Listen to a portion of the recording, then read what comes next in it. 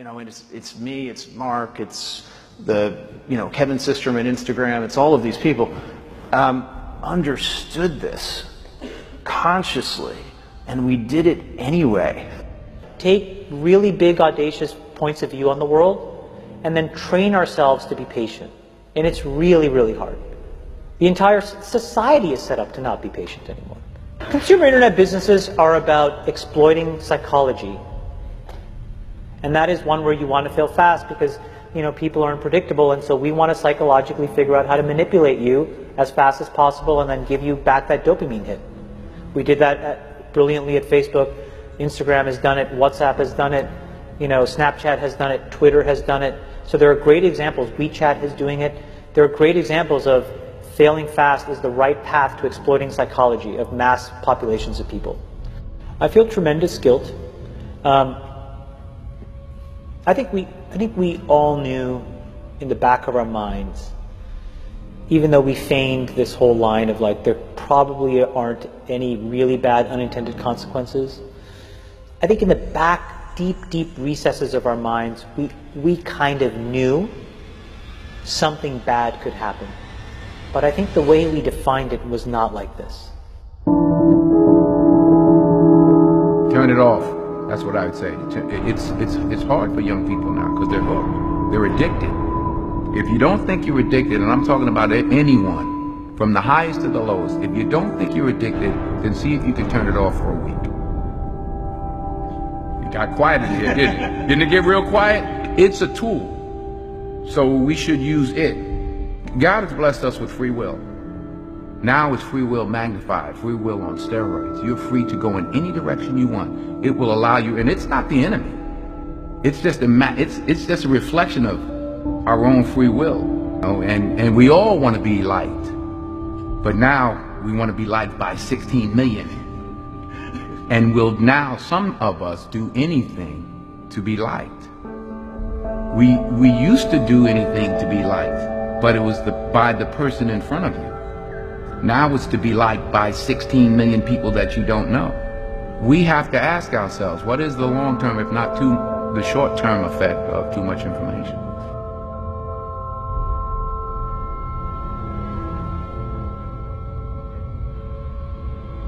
So the context was I was at Stanford, and the dean asked me to speak to the MBA students. And in it, what I was talking about was, the question was, what do you think the long-term effects of social media in general are?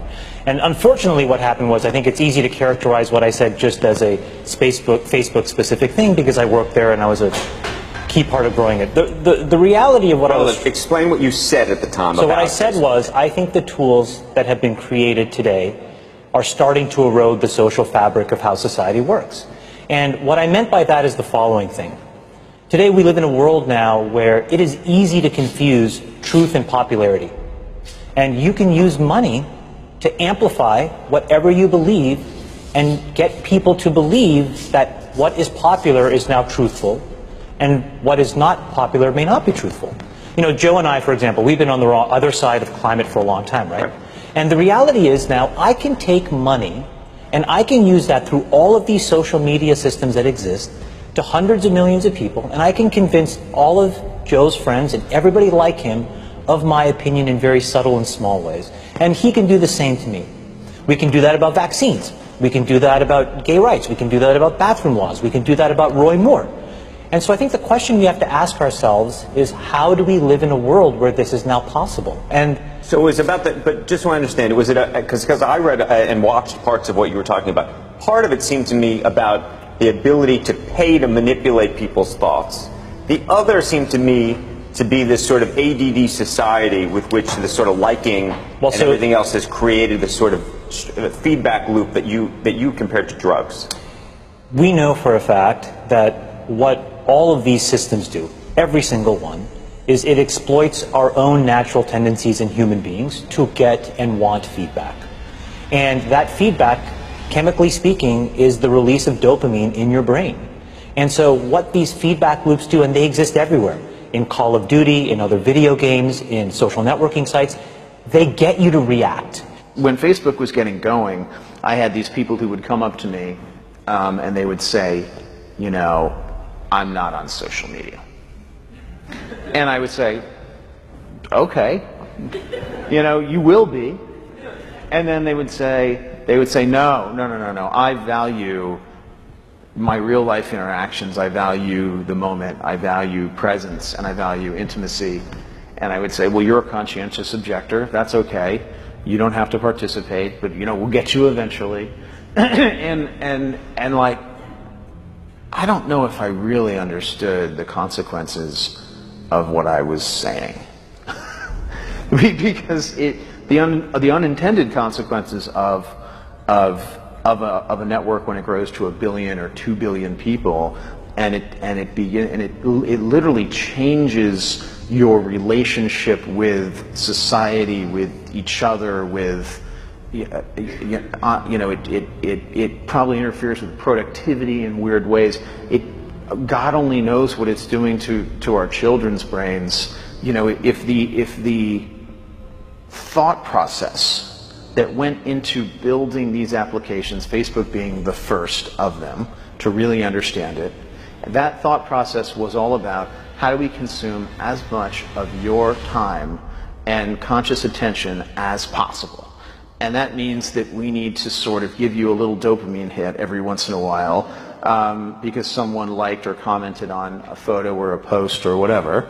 And that's going to get you to contribute more content, and that's going to get you, more likes and comments. And it's a social validation feedback loop that it's like it's exactly the kind of thing that a hacker like myself would come up with, because you're exploiting a vulnerability in human psychology. It literally is a point now where I think we have created tools that are ripping apart the social fabric of how society works. That is truly where we are. And I would encourage all of you, as the future leaders of the world, to really internalize how important this is. If you feed the beast, that beast will destroy you. If you push back on it, we have a chance to control it and rein it in. And it is a point in time where people need to hard break from some of these tools and the things that you rely on. The short-term dopamine-driven feedback loops that we have created are destroying how society works. This is a global problem. So we're in a really bad state of affairs right now, in my opinion. It is eroding the core foundations of how people behave by and between each other. And I don't have a good solution. My solution is I just don't use these tools anymore.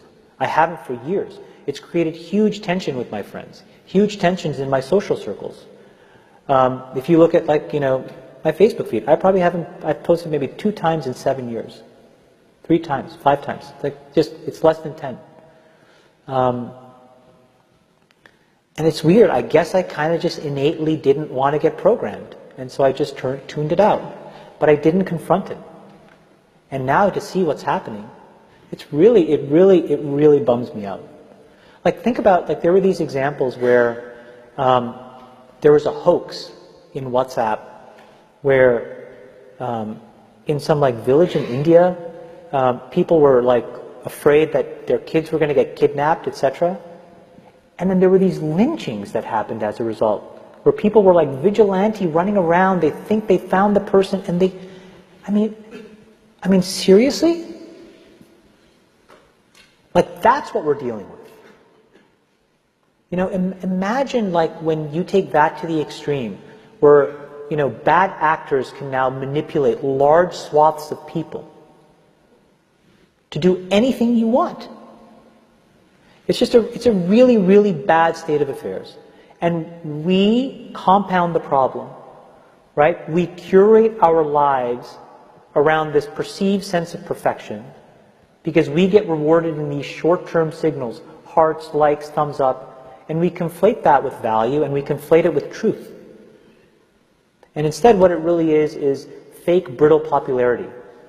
That's short-term and that leaves you even more, and admit it, vacant and empty before you did it. Because then it forces you into this vicious cycle where you're like, what's the next thing I need to do now? Because I need it back. Think about that compounded by 2 billion people. And then think about how people react then to the perceptions of others. It's really bad. So you're training your brain here, whether you think it or not, whether you know it or not, whether you acknowledge it or not. Acknowledge that these things where you're spending hours a day are rewiring your psychology and physiology in a way that now you have to use to go and figure out how to be productive in the commercial world. So if you don't change this, you are going to get the same behaviors over here. Change this. There's a reason why Steve Jobs was like anti-social media. I am telling you I'm not on these fucking apps. I'm not him by any stretch of the imagination. But I am proactively trying to rewire my brain chemistry to not be short-term focused. I'm telling you they're linked. And I think that if you get too desensitized and you need it over and over and over again, then you become actually detached from the world in which you live. You become callous, you become crude. And you live in front of your screen. But Chamath, let me ask you this, because the thing that I've been so concerned about is Facebook just announcing that you're going to be having some app that you can use when you're 7 to 13. I mean, it's one thing for us to be doing this, but to be hooking your kids on something that you're describing as a dopamine fix at that age, that's crazy. So look, I think in the case of Facebook specifically, I think they have probably done more than any other company, quite honestly, to try to fix it because of all of the companies, and I've seen them all up close. They're the most, frankly, to be very blunt and honest, the best run and the most technically sophisticated. But they're also emailing me if I haven't logged onto Facebook for a while saying, hey, did you see the post from so-and-so? Did you see the post from so-and-so? Trying to lure you back in. And again, we can make those decisions as adults, but as children, that is a different... Well, I think the product, and I don't know it quite honestly in as much detail as I should, but I think the way that that product works, because of privacy laws in the United States, you actually have to get parental permission. The point, though, is, and what you're bringing up is, I think, is the most important thing. We all have never taken a step back and actually asked ourselves, how should we be interacting with these things now, 7 years into it? And what should we be expecting of the internet at large? Look, the reality may be the entire business model of the internet may be fundamentally somewhat broken, right? Because we allow ourselves to get interacted with in ways where we don't necessarily control the medium or the messenger. And we are not putting up any barriers to ever give yourself any downtime from that either. Exactly. And so it may mean that we all collectively need to figure out, not just individuals, but also the companies, also governments, quite honestly, how different business models need to exist so that we can actually divorce ourselves from how this stuff is working. What goes on? Tonight here, a warning about Facebook and what some believe it's doing to kids. The warning comes from two of the company's earliest executives. Carter Evans is following this. We kind of knew something bad could happen. Chamath Palihapitiya, a former Facebook executive once in charge of user growth, now says he has tremendous guilt about the social network he helped build. We have created tools that are ripping apart the social fabric of how society works. And it's influencing the next generation. Studies show 92% of teens go online daily, and 1 in 5 young people regularly wake up in the night to send or check messages on social media. People need to hard break from some of these tools and the things that you rely on. The short-term dopamine-driven feedback loops that we have created are destroying how society works.